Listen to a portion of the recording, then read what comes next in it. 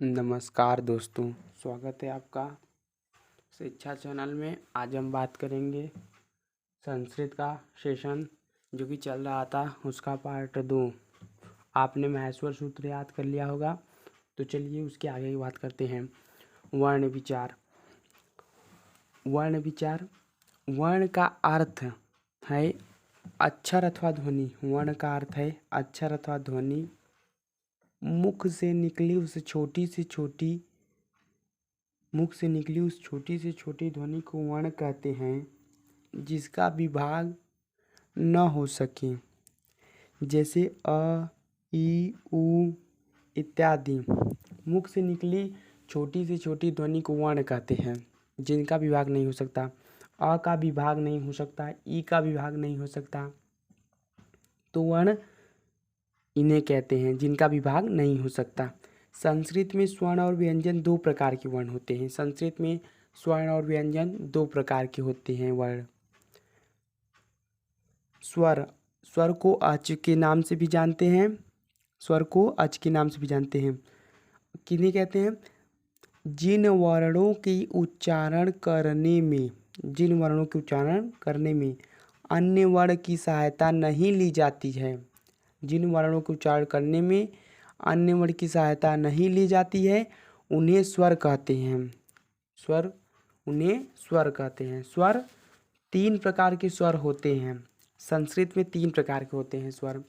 जैसे अंग्रेजी में 5 प्रकार के स्वर होते हैं ना, ए, ई, आई, ओ, यू, वैसे ही संस्कृत में 3 प्रकार के स्वर होते हैं। ह्रस्व, दीर्घ, प्लुत। तो ह्रस्व किसे कहते हैं? ह्रस्व स्वर। जिस स्वर का उच्चारण करने में एक मात्रा का समय लगे, उसे ह्रस्व स्वर कहते हैं। ह्रस्व स्वरों की संख्या कितनी है? ह्रस्व स्वरों की संख्या 5 है। पहला अ, ई, उ, ऋ, ली, ये ह्रस्व स्वर हैं। इनके अलावा कोई भी ह्रस्व स्वर नहीं है। और दीर्घ स्वर कौन है? दीर्घ स्वर जिस स्वर के उच्चारण करने में 2 मात्रा का समय लगे, उसे दीर्घ स्वर कहते हैं। दीर्घ स्वरों की संख्या 8 है।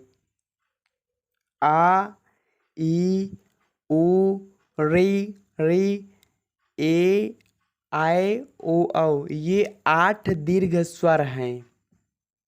दीर्घ स्वरों की संख्या कितनी है? 8। ये 8 दीर्घ स्वर हैं।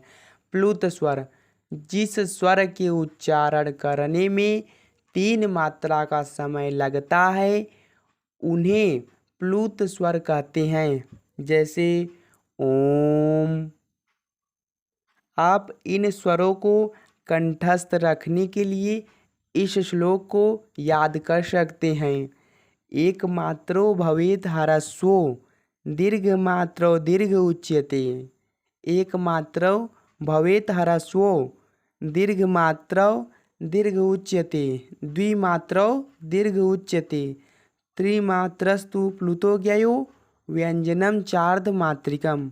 त्रिमात्रस्तु प्लुतो ज्ञयो व्यंजनम चार्धमात्रिकम। आज वर्ण 2 प्रकार के होते हैं स्वर,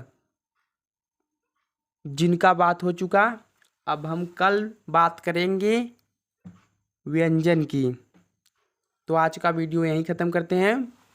धन्यवाद।